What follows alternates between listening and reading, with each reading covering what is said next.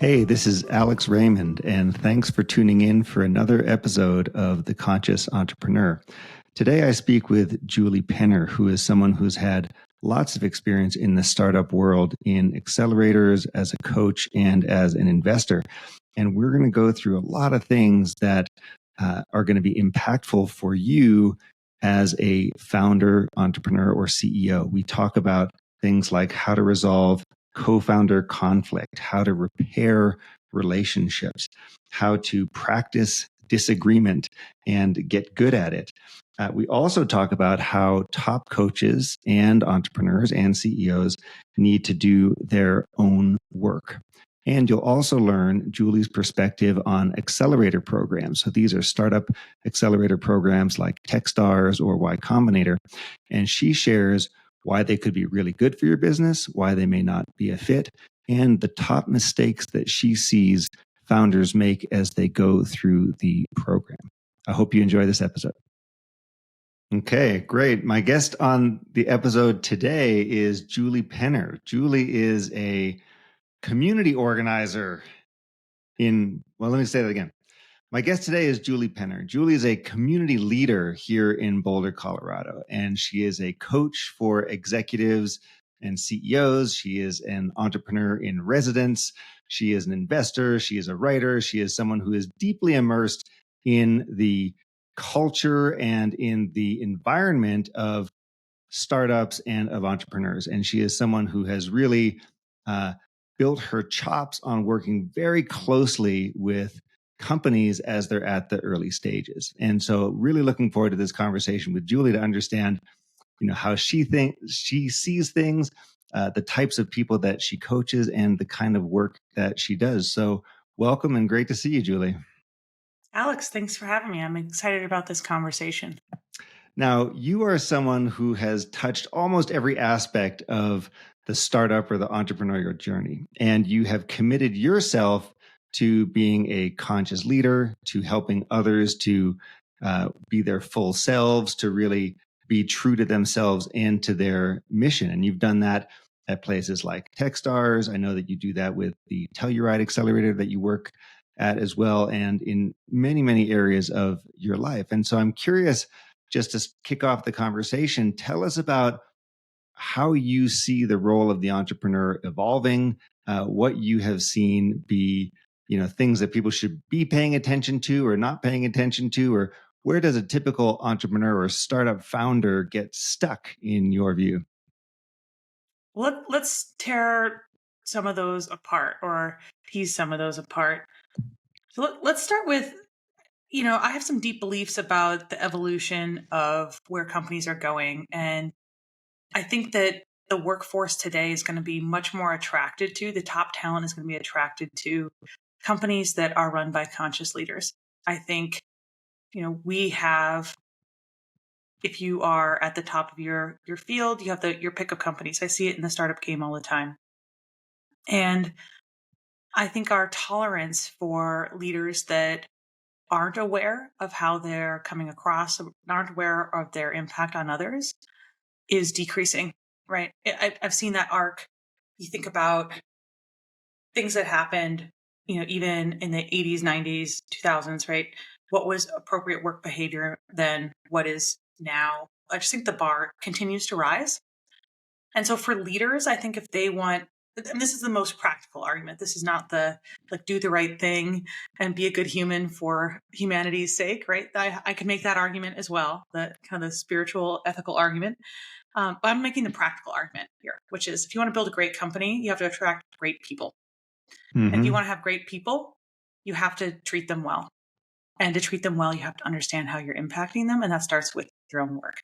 So that's kind of my thesis on where companies are going, or that the trend that is happening now that leaders should be paying attention to.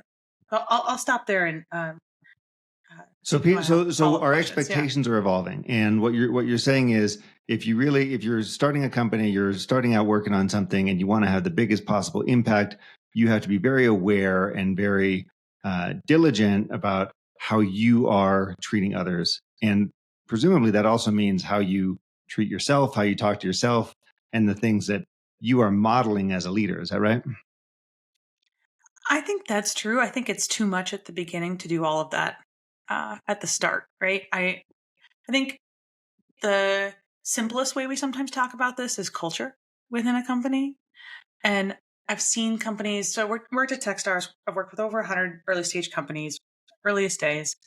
And some small percentage of them really understand that culture is important from the very beginning. Like day one, they understand the importance of culture. It's not the norm, right? Most folks, most founders have to layer in doing work on culture as they grow. And I actually think that's the best way to go about it. Sometimes the companies who start too early and do too much around culture and working on themselves and consciousness can do that at the expense of actually making progress on the business when the It's a business isn't a distraction, right? thing It can yet. be a Yeah, distraction. it's we don't want to. I feel like that's not out there as much, but you have to kind of right size the amount of work on yourself and the culture. You can't do none, and you can't do it all day, right? You have to do it just like everything else in the business. You have to do enough of it so that you have the seeds planted early on, so that as you grow the company, you have something to work with. Because if you don't put any seeds in the ground early on, then you get to like 30, 50, 100 people and you have a terrible culture. And then to course correct is basically impossible. We have stories about them. Founders talk about stories like this. There's Yeah. something worse than failure.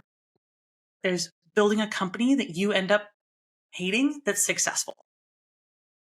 That's awful. That should be Wow. in the back of your mind as an entrepreneur. Like, that's another way to get this wrong.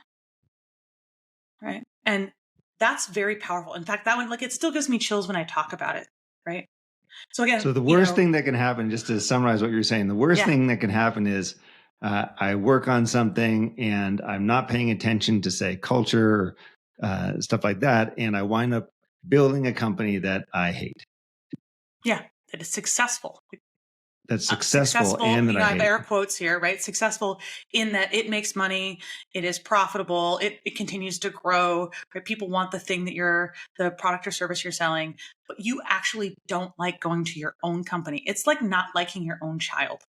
You've put so much blood, sweat, tears, and energy into this thing. Yeah. And then you don't like it. It's awful. And so what's one to do? So if one finds oneself in that situation, what do you do about it? So that's a pretty dire strait to be in. Yeah, well, I mean, this happened. This is part of Tony Hsieh's story at 10%. Sorry, what is the name of his book? Zappos. Oh, in Delivering Happiness? It's Delivering Happiness, right? So he talks about this. The founder of CD Baby talks about it a little bit too. That's a great book. If you pick it up, I can't remember the name of the title. And then the story in Delivering Happiness, right? There are two founders that have the best examples of building a thing that they didn't pay enough attention to culture and they didn't like the output. So if you're already there, right, you already have the thing, it's successful, it flew the coop. Like they both left their companies and started another company. They just like started from scratch. So if that's where you are, I'm sorry, you did it wrong. Start over. If you're in the middle, I think there's lots of hope, right? That you can today, right? I love the quote. I believe it's a Chinese quote, right? Best dated plant a tree is 20 years ago. Second best date of plant a tree is today, right? So if you didn't plant the tree 20 years ago, i.e. At the very beginning of your company, let's start today. Start today. And the flip side of what you're saying there is there can be a situation where I'm spending too much time, I'm over-indexing on culture at the beginning, and I'm neglecting to build a business or something, that product or service that people actually want or care about. And, I think we've both seen companies like that, either in Techstars, where you were a program manager for 5 years at Techstars? Yeah. So you were a program manager. You saw this. I went through Techstars as a participant, and I've been a mentor in Techstars then for a long time since. And we've seen the companies that just get so into this stuff and they kind of become famous, quote unquote, for their culture and for how they are. And they totally forget about the business part of building a business, and they neglect that. And then they wind up with a great culture and nobody wants to buy what they're selling. Yeah, it happens. So that's well put. I sometimes see founders that the reason, so one of the things I work on with companies is why they started the business with founders, because I think it's so telling and it ends up being determinative of issues down the road, right? So if they started a company in order to build something that has a great culture, that's great in theory, and it really needs a balance. It is not enough in and of itself to build something that has great impact on people. I love when companies have that, but it also has to have like, I want to serve customers, right? Well, and I want to make money while I'm doing it. Because if you don't have that piece to it, then you don't get to have the impact that you want. Right. You're And never so, going to and so, grow. You're yeah, never going to grow to any type of scale if you don't have a business that's supporting it. So you create the yep, business as a vehicle for culture or whatever. By the way, whatever other yep, change it is that you may want to do out there in the world. yes. And I wish more founders saw it that way. Like, I'm making money here so that I can have a bigger impact. I think it takes founders a little while to see how much of an impact they could actually have. I think they actually often under index on how many decisions that they can make that have an impact on other people. And then it's like you open up a whole window of choices and then it's too much. So the founders that know how open that window is, oh, look at all the choices where I could have impact on people. I could do things differently with customers. I could do different things with suppliers. I could do different things with employees, right? And on and on and on. All the people a business will touch or impact, they could do that differently. And that becomes too much for the business. Like, you got to pick some lanes to get in the early days to get specific about and to care about. And I think the founders that get that clear and say, I can do more later, but this is the layer I'm putting on now, and I'll come back to these things. And I have visions for how I can improve on these other parts of the business, how we are in the world in different ways in the future. I can grow that, just like I'm going to grow the process for hiring people as I grow the business. I'm going to Mm-hmm. grow the sophistication I have in terms of how this company is in the world through who I am and how I radiate out into the world. That makes sense. Yeah, totally makes sense. Now, at the beginning, you mentioned, the way that people are showing up at work is changing, right? And we're demanding more, or the world is starting to ask more in terms of the behaviors of a CEO or an entrepreneur. And obviously, one of the areas where the rubber really meets the road here is in the relationship with investors or people who bring resources into the company.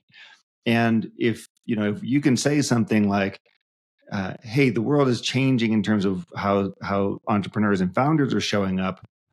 I'm curious, what do you see happening on the VC side? Is that same evolution happening with VCs and investors? Are their expectations changing, and are their behaviors changing?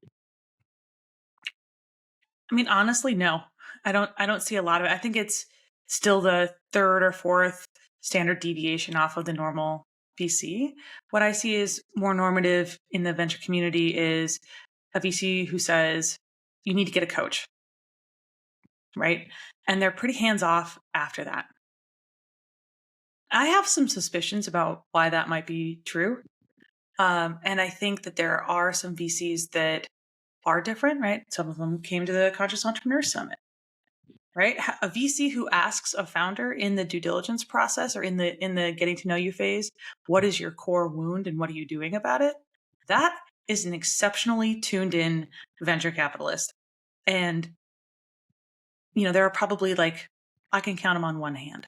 There's not a lot of VCs who are walking around and asking, what is your core wound and what are you doing about it No, as part of their due no, diligence, not eh? at all.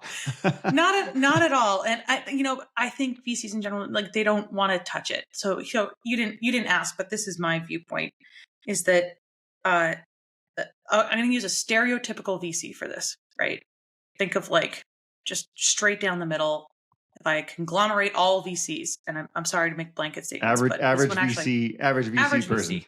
Okay. Okay, I think that they have been successful in their career by being very head oriented and very analytical. You can do that as an investment professional and be incredibly successful. But as a coach or as someone who is willing to hold space for the challenges that founders come up, it is inherently not head-based, or not exclusively head-based, right? It's more embodied. It has emotional implications, right? It is integrated. And my feeling is most VCs haven't done that work. And not only have they not done that work, because they haven't been rewarded in their career in any way for doing that work, they're not about to do that work. Mm. And so they say, go get a coach, because they're not about to do it. They haven't done it. They're not interested in doing it. And they're not going to do it anytime soon. And they don't want to be a coach or, dare I say, therapist to their founders. They want to be the people providing resources and helping with strategy. You know, I work with you from the neck up, and I'm so good at it. If you got a good VC, right? And you might have a really great VC who absolutely fits that definition, and they might be incredibly helpful to you. I'd say the next level up in VCs from that, understand their own limitations and say, you need coaching, because they understand this, right? And this is the next thing that sticks with me a lot when I talk about founders. And I tell them this when I start working with them. And that is, you are the limiting factor on how big this company or how successful this company gets. Ooh, that's a good one. Say that again and explain what that means. Yeah. So you as a founder, who you are, your shadows, you are the limiting factor on the success of this business. Now, that, again, it's another blanket statement, and I'm sure we could find exceptions. But in general, right, I find, so here's the first one, right? This will come up reliably for founders. The first one they hit is letting go. At 10 people, they start to be a bottleneck on all the decisions. And they have to empower others to start making decisions. Otherwise, the company, they can't move quickly enough. Every decision gets run through the CEO, and it becomes so problematic. You have to start having teams and delegating at 10, 12 people, right? It starts to be noticeable. If that founder CEO can't let go of all the control, that's the first place they're going to get limited, and they will never go past a 10-person company. Kind of stereotypical that entrepreneurs are control freaks, right? Yeah, well, for good reason. I totally get this, right? Because at the beginning, it was just them. They did everything. They made all the decisions, and that was required to be successful. And then the shift, right? This is why growth mindset to me is the number one characteristic of a successful founder, is because a number of times you have to shift what you're doing and how you think about your company. It's just tremendous. Right? And the first one is, I do everything, to I have to get other people to do stuff for me. And if you're building something, right, from 1 person to 10 people, that's not a lot, right? That often happens in a year or less. Year, 18 months, right? So you've got to shift how you think about doing roles, right? That's way more than intellectual. I can say all those words to a founder and they can understand that verbally, but if they don't get how it feels to give up control. So this is how I ask it to a founder. I asked this week. All right, they're this company, 50-person company. They're hiring a salesperson. They have a leadership team hiring a salesperson, and the founders have been selling the product for years, right? And it's a technical sale. Okay. The question I asked was, how are you going to feel the first time this very qualified salesperson who comes from a different industry sells it in a different way than you do? Because that moment will happen. I hope if that salesperson is successful, that moment will happen, and it will be so dreadfully uncomfortable for that founder. Yes. Right?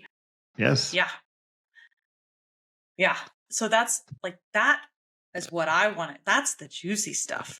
Right? And so I want to come back to this central theme that you stated, where the limitation to growth, or the upper limit, the ceiling of how successful the company can be, is driven by the personality or the essence of the founder. And is this person willing to do what is required, is what I hear you saying. Will this person do what is required to make the changes in their life or mindset to help the company reach its full potential? And it sounds like the first one that you were talking about is, do I have a growth mindset? And even behind that, Julie, it sounds like the idea is, am I committed to a growth mindset, or am I committed to change? Am I committed to getting out of my own way? Is that a fair way to put it? I would love to see founders be committed to a growth mindset, but most of the time what I see is a founder who runs into a wall so hard that they have to stop and reevaluate. Right. I So it's think there forced can, on them. yeah. Yeah. In fact, most founders, that's how they learn, right? Is by having a painful lesson. And that's usually it's like this. And this is how it sounds, right? I would love to say like, oh, it appears I did a retro. This is my ideal scenario where I did a retro on last quarter, and it appears that I'm a bottleneck, or like it's developing that I am at the center of too many of the decision making. Like, can we work together on a win for all solution where I delegate more authority? It just never happens that way, right? It doesn't even sound like a startup. What happens is like enough late nights happen for a founder CEO where they are working till like 10 o'clock, or they totally blow up their family's vacation and their spouse yells at them for working too much, and they totally hit a wall. Mm-hmm. And then they have to make a change. And the good ones, when that happens, they can accept that like all the rubrics that they had for success for the last 6 months or the last year or the last 18 months now have to shift. Mm. Right. But very rare is the CEO that I see that is forecasting ahead the changes they're going to have to make in order to grow into the next level. I'm usually only doing this if I find myself in a hole, is what you're saying. Yeah. And so Not what's human. next? So what's next after growth mindset? So what else do you see that the what's separating the successful ones from the unsuccessful ones? I mean, and at a company level, I think I believe in the, there's a lot you can control and there's a lot that you can't, right? That you can't control everything in the market. You can't control timing is one, right? I often feel for founders who get some of those things wrong, like just to make a bad bet. Yep. But there are other things. The letting go is a man, that one comes up all over the place. But another one is like, I'll give you another example because I think these are helpful. There's a CEO. I'm actually not working with a CEO. I'm working with one of their executives, right? And the CEO wants to offload the process of doing his own work onto his team. So this is how it sounds. Call me on my shit, right? Is what he's asking the team for. But he's not saying like we're equal and we want all of us to grow together. What he's saying is I'm requiring you to have conflict with me so that I can grow. Right? That's a leader who I think is outsourcing a lot of responsibility to a team to help. Like he's saying like manage up to me. Right? I'm not going to be the adult in the room. And look, everybody's human and everybody gets to have moments where you're not at your best and you get to have, a meltdown. Like you think you're going to run a company for how many ever years and be successful and not have a meltdown. I have news for you. You're going to have a meltdown. We all have meltdowns. Yeah. Yeah. We all have meltdowns. Right. But that's not what he's saying. Right. He's like, I want my team to manage up for me. And that's instead of working hard to be the best version of myself, and having somebody who calls me on my stuff, on my shadows and the things I'm working on, like a coach or an investor. So you said that you're working not with the CEO, you're working with someone on his team. And so how's this impacting the team? Are they going along with this instruction? It's exhausting. Like it's exhausting. And the CEO has churned through all kinds of executives on this team. Continues to churn through teams, right? So it's the churning of executives, the inability to keep high quality people on your leadership team. It's another great way to stagnate. Probably a little bigger in terms of company, right? 50 people-ish, 30 people, somewhere in there, right? You can't keep a leadership team because it takes a while to coalesce a leadership team that's high performing, right? Yes. Performing, storming, norming, performing, right? If you keep turning that team over, you're never going to get there. So that's one that's just one way a CEO can churn through a leadership team. Right. But dysfunctional behavior is everywhere. Yeah. Well, another big area of focus that I know is an issue is And I've seen this in lots of companies. It's a big problem. It's probably one of the top 3 startup killers out there is ineffective management of co-founder conflict. So, start a company, you've got 2 or 3 founders, whatever it is, and one person's the CEO, and we're off and running and doing whatever it is. And conflict invariably arises, differences of vision, differences of what we ought to be doing, or whatever. And a lot of coaches, I presume, including yourself, get called in to deal with what we call co-founder conflict, which can literally kill a company, right? Yeah, that usually happens early-ish. Early-ish, okay. Early-ish, right? A good solid impasse will do it. But first couple of years is usually where that stuff, 2 to 3, you can make it a ways in before you get to something where you really have a different way of seeing things. I've seen it kill companies, but more often than not, I see one co-founder leave. So someone wins and someone loses. Someone wins, and it usually sets the business back 1 to 2 years. Mm-hmm.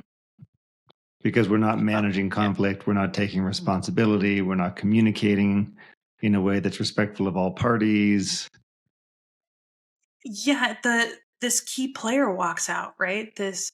When a founder leaves, it can be a relief. Sometimes it's a relief for everyone around them when the conflict between 2 founders is distracting the entire company, and it is suddenly gone. It can be actually an incredibly productive release. That everybody just is lighter, but that's usually a co-founder is playing a pretty big role, and so there's this just gaping hole, and it takes a long time to fill it. So, and it's the relationship cycle too, right? So it's going to be something that's moving up and down over time, and relationship with a co-founder, and there's going to be good days, bad days. Important thing is to have tools and ways of communicating and minimizing the conflicts. And one of the assumptions I have here is that, you said earlier that a lot of VCs will get to the point where they're just saying, hire a coach. Maybe they're noticing co-founder conflict or some type of lack of appropriate communication. And they're saying, I don't want to really deal with this myself because it's not what I do, but let's figure this out and go hire a coach. I think that invariably happens, but I think most investors only work with the CEO. Mm-hmm. And a CEO will often not share that kind of conflict with their venture capitalists, right? With their investors. It's often under the hood. They'll withhold. Right. Oh yeah. Why would you share that with somebody who could write you another check? Like that's the vulnerability that most relationships that are investor to investee don't have. Right. I think most of the time when they say to a founder, go get a coach, they're seeing something in the founder that's going to limit the potential of the business. But you said something I want to go back to around co-founder conflict, right? To minimize conflict. I actually disagree a little bit. Mm-hmm. Or I would say I say it a little differently. I want to surface more disagreement, and I want to practice the little ones. Practice the little ones. Yeah. Right. So that's actually the opposite. So I had a founder, we were talking about, conflict and revealing and being revealed to your co-founder. And they said to me, I'll never forget it. They said, isn't this just making mountains out of molehills? And I see that a lot, that thought, right? Like, I just brush off that kind of stuff or water off my back, right? Don't take it personally. That's my favorite. I hate that one. But don't take it personally? Don't take it personally. Yeah. It's all personal. Yeah. Right. But this co-founder said, well, isn't that making mountains out of molehills? And I said, yes. And you're building a muscle around having something to say to your co-founder and working through the thing that's bothering you. And I want you to work through like the itty bitty thing first. Mm-hmm. Right. And then I want you to do 3 or 4 of those little itty bitty things and then have a medium thing. Right. Actually, it really bothered me that the product release date slipped by 3 days. That actually wasn't okay with me. Well, I'll just say, Julie, one of the resources that I think is so great that you have provided to the world, at least I think it's your work, is that rupture and repair checklist for co-founders and for teams. And this is a list of like 40 or 50 questions or statements that I can use when I want to express myself and be seen and do it in a way that is respectful and helpful, right? Tell us about that. What went into that, building that checklist? Yeah, that's thank you for bringing it up. And I actually hadn't thought about it in a little while because it came out of a discussion with a couple of co-founders that were really struggling. And they didn't lots of times, so sometimes as humans, sometimes we have the thought, but we can't get to the words. Sometimes we have the thought and the words and we're not willing to reveal. Right? So there's two places for people to get stuck.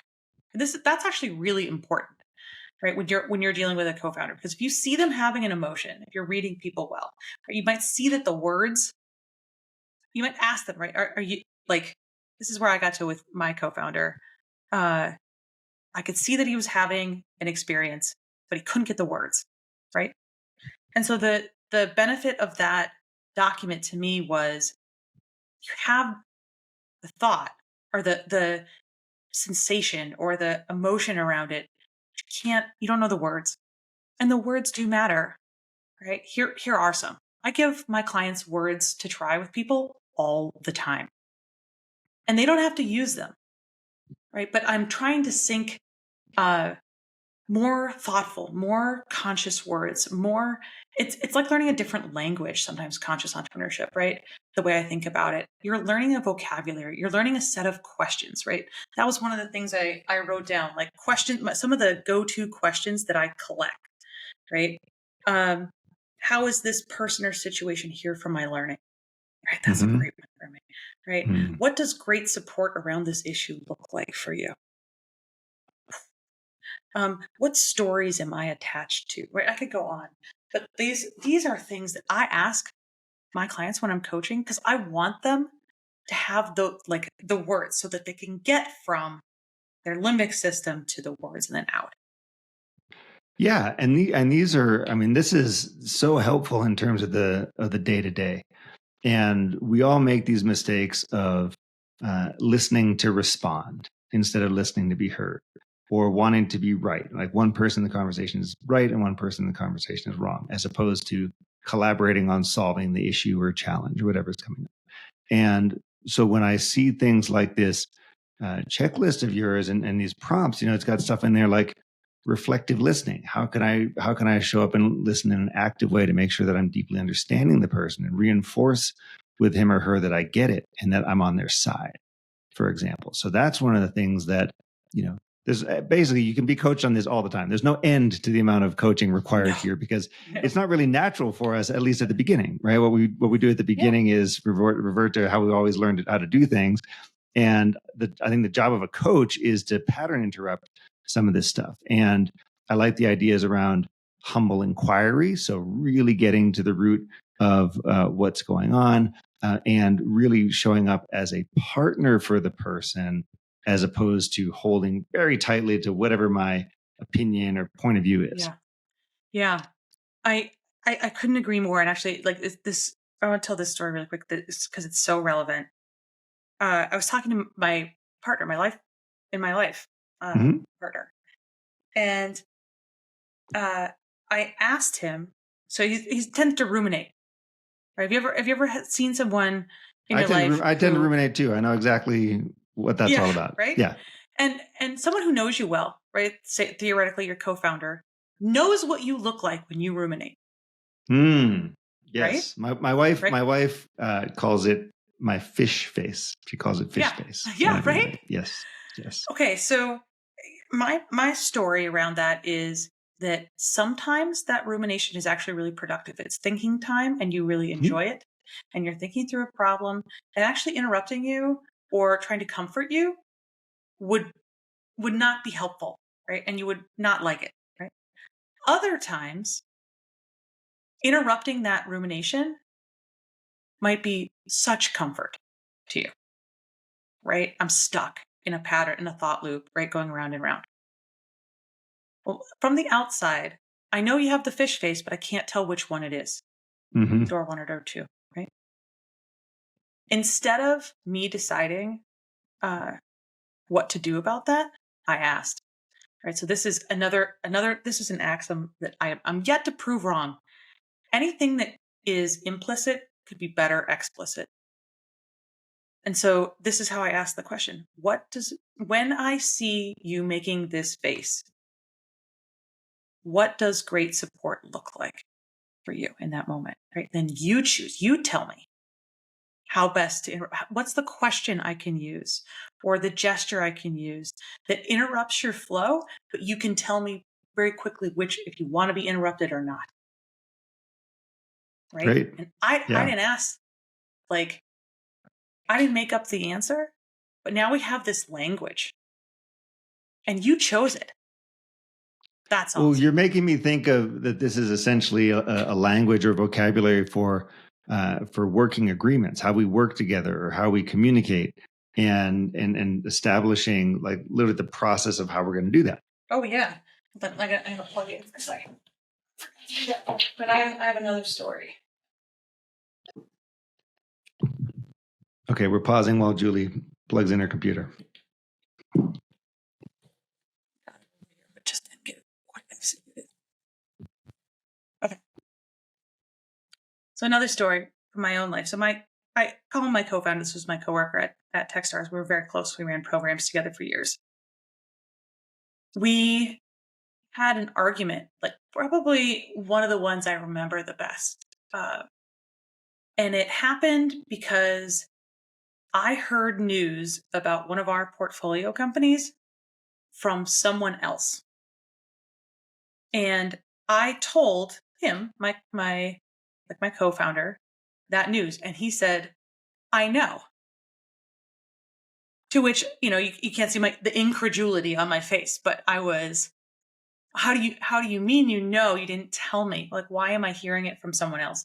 And actually, if you read Stan Tatkin's book on it's like the couple bubble, but the co-founder bubble is the equivalency of it. The book is The Couple Bubble?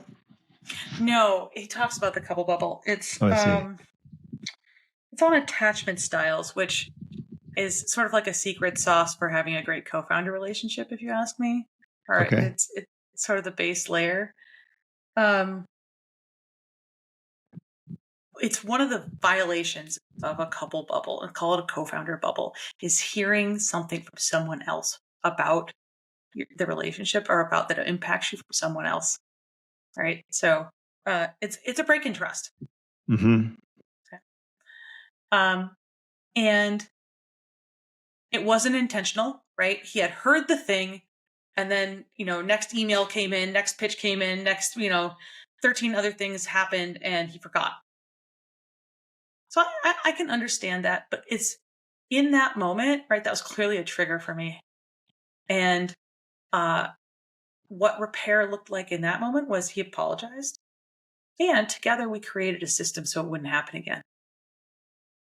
So what we did is we created a place where it was visible to both of us, where it sort of had two notepads. One said, Julie, things to tell Natty. That was my coworker. And Natty, things to tell Julie, right?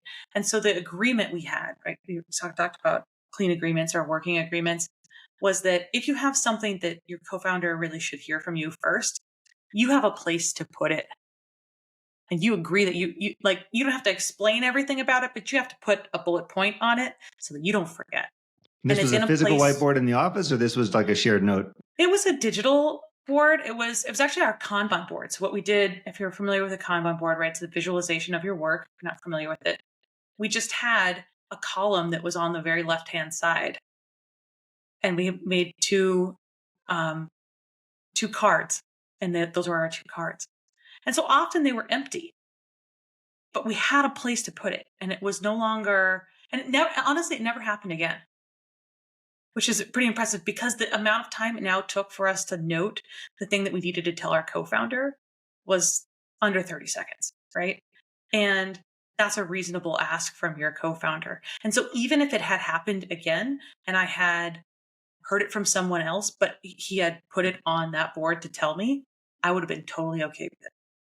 We just hadn't had a chance to sync, right? So it's things like that, right? That's what co-founder relationships are about, right? How you make them better, and you have to run into the things and work through them in order for you to have those agreements. You can't know what they are. It's a life exercise. It's not an academic exercise. So Yeah. so you can't sit there and assume, oh, this and then the other kind of thing. You got to bump into it and then say, oh, okay, what do I need to do now? What has to happen? How do I take responsibility for what just went on and so on? Yeah, that's why. So going back to like the mountains and molehills, right? I'm like, well, how many molehills can you get out, right? While the stakes are low and while the business is good, right? Great. Work on the little molehills so that they can build over time. Like small points of friction can really accumulate over time because, as we both know, building a startup, building a company is a marathon. It is not a sprint. And so you get a little bit of, to use the metaphor, like sand in the gears, and you'll start to notice that over time. So your point of, hey, let's practice on the molehills so that, if a mountain comes up, we know what we're doing, or even better, maybe nothing ever becomes a mountain. That's something that can really help us as well in terms of how we're going to be working together. Yeah. Is your mic okay? Yeah. So let me switch gears here, and thank you. One of the things that you've worked on a lot is the accelerator programs, and you've been not only with Techstars, which is where you and I met many moons ago. You've also worked with the Telluride Venture Accelerator and others. And I know there's a lot of curiosity. Founders, entrepreneurs are really kind of wondering, how do I know if this is the right thing for me? What are the benefits? What are the drawbacks or costs? How should I be thinking about whether an accelerator is something that's going to help? And this could be true for someone in, tech, sort of the traditional accelerator space, but those have really broadened now, and accelerators are active in all sorts of industries and categories. And so since you've had so much experience with them, I'm curious what your advice is on someone thinking about, is this right for me? Should I be considering this as a vehicle? Yeah. There's a lot there. The first highest level order of thinking I have for you on accelerators is it should feel a little bit like picking a college. Right? There is a quality distinction, not just in the quality of the program, which I think could vary, and could be commensurate with the reputation or not, right? But also the prestige or the halo effect that you get from being in an accelerator, that does map. So it's just like college, right? If you go to Harvard, even if you had the worst professors and you drank your way through the school and somehow passed, right? Like you still get a Harvard halo effect. You probably had to be, hope you had to be something special to get in. But anyway, you know what I mean? Like, it's the same, right, with the top accelerators, the Techstars, the YCs, and a handful of others. And there's a top tier, and I think it should be treated differently. The exception to that rule for me is if you have an industry focused accelerator that has the network connections that can accelerate your company. Okay, so if I'm doing something really niche or really specific, there's probably something out there that no one's ever heard of except for the right people who are in that industry. Yeah. So I'll give you the college example again, right? I really want to do art. You might go to the Rhode Island School of Design, RISD. It's a great art school. Is it the best school? No, it's not ranked as the highest school. But if you're an art student and you come as an art student out of that program, you're going to get a look, right? It's the same for accelerators. So that's thing one. Thing two is the people who run your program are really important. They actually have a lot of influence over the quality of your experience. So I tell people not to go to any accelerator where you have a new a new person running it. It's not who it's not. If I had a startup, I wouldn't go to someone who is just learning how to run an accelerator. I want to go to somebody who's running their second or probably their third or fourth accelerator, because they're still got a ton of energy and they know how to do it now, and they're still really jazzed about companies and they don't have too many in their portfolio yet. That's the person that I want to take their accelerator. And the person I'm going to ask about how that leadership, the person who's running the accelerator, team who's going to run the accelerator, how they really are for founders is the alumni. I think they're Check in with the alumni. Yeah, I think they're the only accurate depiction of what the experience you're going to get is. It's the closest. And so if you're like, people ask me all the time about Techstars, right? Because there are 50 Techstars programs. I think they can be so vastly different. There's a number of stories I have from people having a wildly different experience. The experience that you had was very different than when that leadership team changed and I had a bigger leadership role. Like the program, even a year or 2 years later, was quite different. Some of those entrepreneurs, like they had a different experience. So similar in lots of ways. Structurally, a lot of things, a lot of people say the same, but I would say somewhere between 30 and 50% of the feel and the experience of the accelerator is different. What doesn't change is their network and their connections and their ability to leverage that network.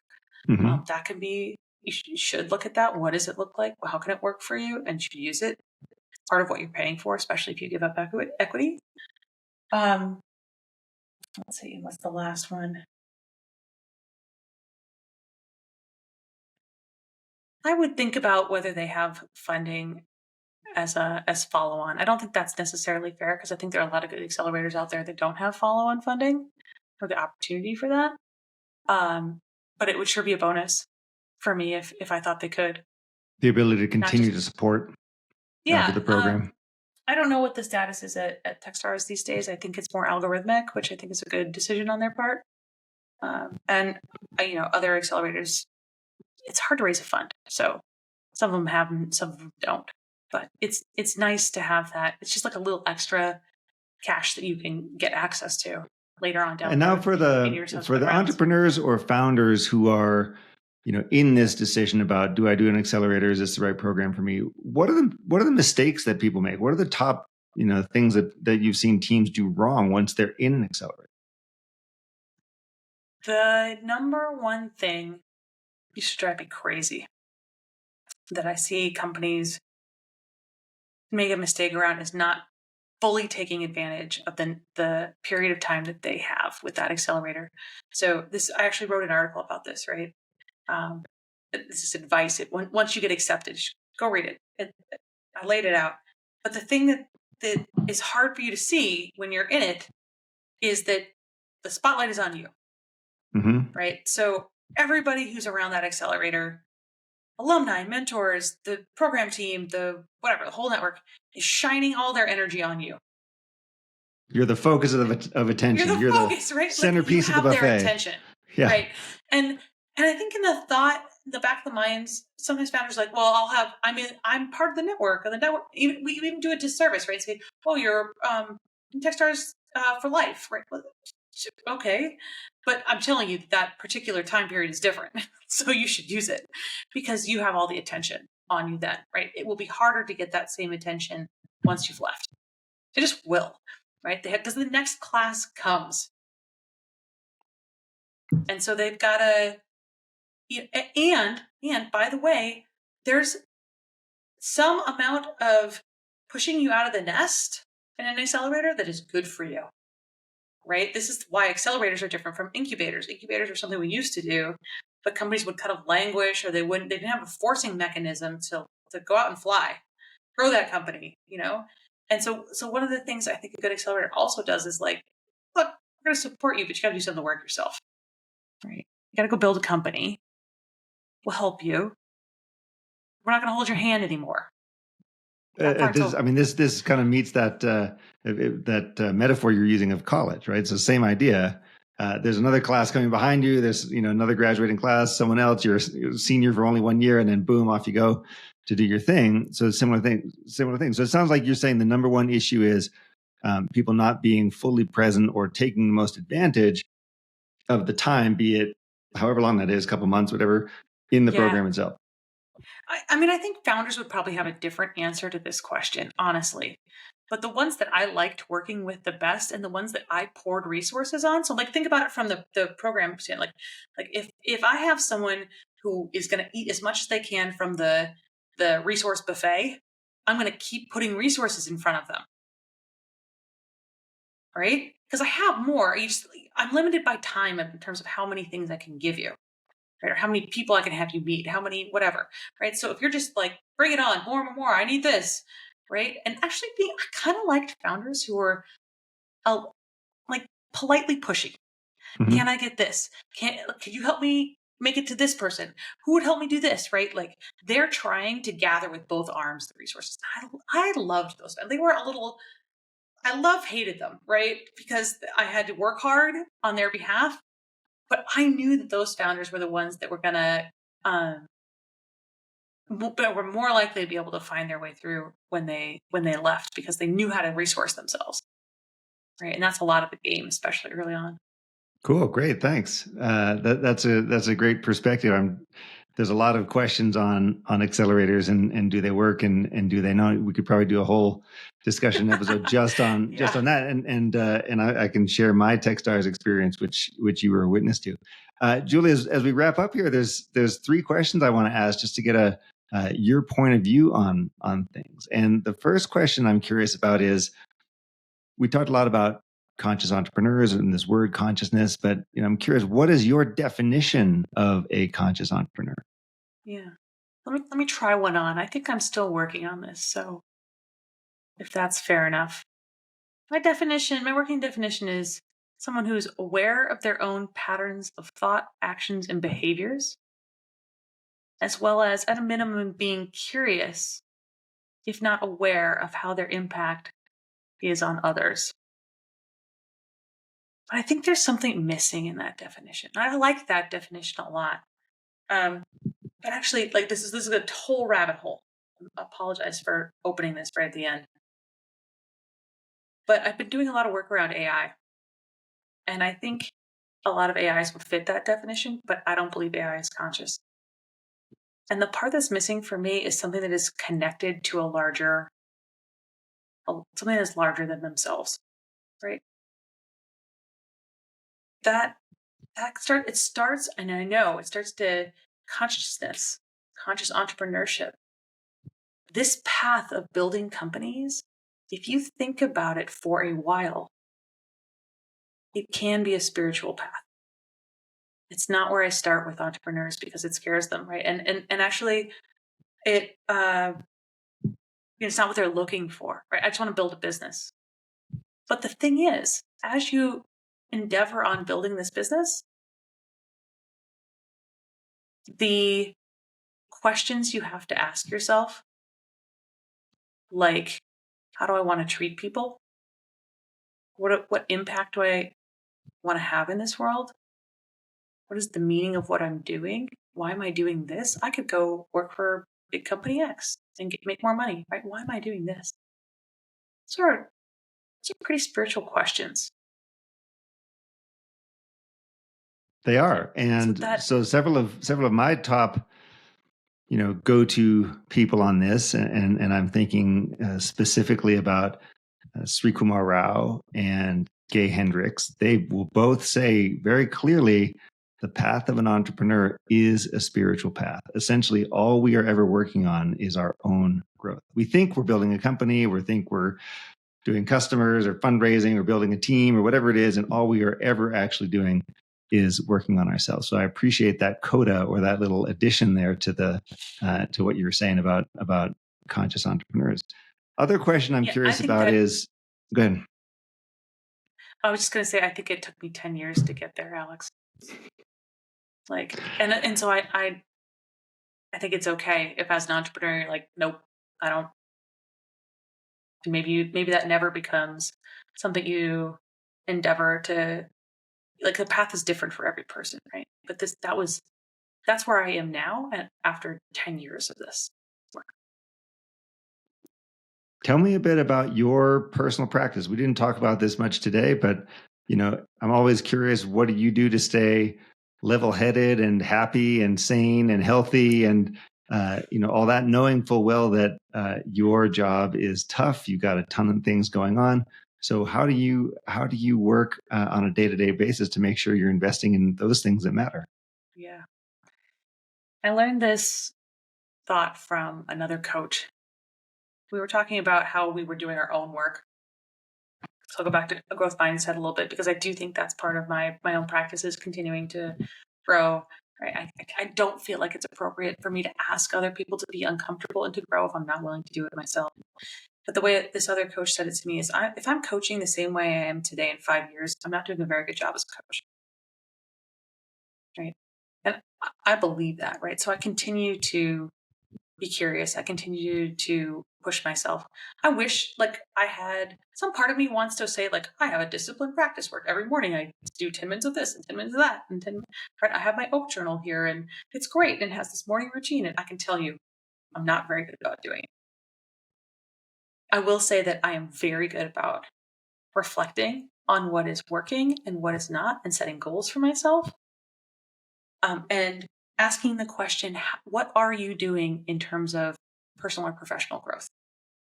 Right? If the answer right now is nothing, that should, why? It's okay. Sometimes in life you have a year, maybe two, where it's just not happening for you. But in general, your answer should be something, right? So what am I doing? I'm not going to talk, like, there's not a routine other than to say, if I am close to burnout, or I have a fully loaded week or a fully loaded month, I'm going to make sure I block time on the other side of that to recover. That's been a hard lesson to learn, but I know I'm going to need it. I don't want to get to the place where I need it and then have to find it. I know I'm going to need it, so I'm going to block it in my calendar and give myself that gift. The work I have my own coach. I'm currently doing some embodiment work, which is really fascinating. I'm doing some work around internal family systems, or parse work. I keep bringing it to my clients. It's helpful to me, and it's been a game changer for them. Earlier this year, I did a silent meditation retreat at the Insight Meditation Center, which is fabulous if you can get away for a retreat. It was a metta retreat. And if you're not familiar with METTA, there's 2 T's. It's not Facebook. That's something different. It's a loving kindness practice. And it is also an antidote to fear and judgment and anxiety. And I have radically incorporated it into my life when I feel those emotions. So Sounds really and I've taught meaningful. it to founders. Yeah. And then I've also done some trauma release work with a couple of different modalities. Because again, I just want to lighten my own shadow. I want to be aware of my shadow. I want to work with my shadow. I want to release big T, little T traumas as I become aware of them. For 2 reasons. 1, I think I'm better. I'm lighter. I am happier. But 2, I can only guide someone to a place that I've been. And I think if you have a coach that says anything different, I worry. Right. So that's what I'm doing. Great, thank you. And following that, you're someone who's clearly invested a lot in yourself and your own personal growth. What are your top resources for people? You mentioned the meta loving kindness meditation, but I'm thinking books, videos, webinars. What are the things that you would recommend if someone's looking to learn what you know? So if you're interested in IFS, this is a book I've been giving a lot of my clients lately. It's by Richard Schwartz. It's No Bad Parts. And it actually leads, I like the Audible version just because he does some of the meditations to help you find some parts. You've never done parts work. And I think there are IFS coaches out there. That would be one. I love a meditation app. I'm quite partial to 10% Happier because I know the founders and I love what they're doing and how thoughtful they are about it. But honestly, whatever works for you, right? If it's call methods. I did the Sam Harris, right? The Insight Meditation. Anyway, I think that's whatever meditation app works for you. I am a firm believer that you can't really do this personal growth work and work on yourself if you're not going to be committed to noticing.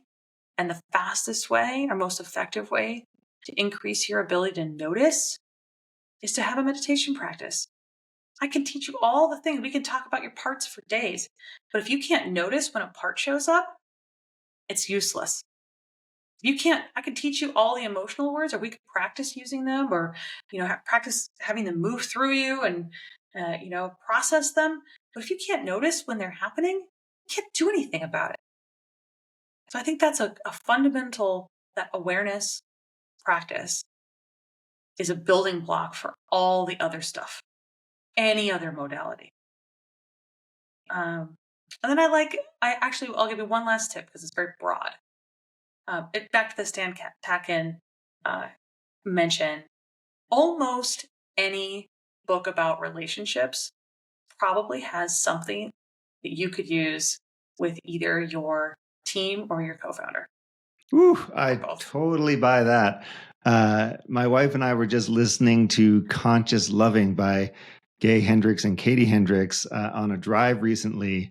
And it was like, holy smokes, does this have applicability in all sorts of areas of our life? We were both just like, slapping our foreheads during the drive. And it prompted a lot of really valuable discussion for us. And so that is something that indeed will percolate out and benefit other areas of my life. Well, hey, Julie, this has been a great conversation. I really appreciate you joining us here on The Conscious Entrepreneur. Lovely to see you. Thank you for sharing all these thoughts and ideas, and appreciate you being here. You bet, Alex. It was a joy. Thank you.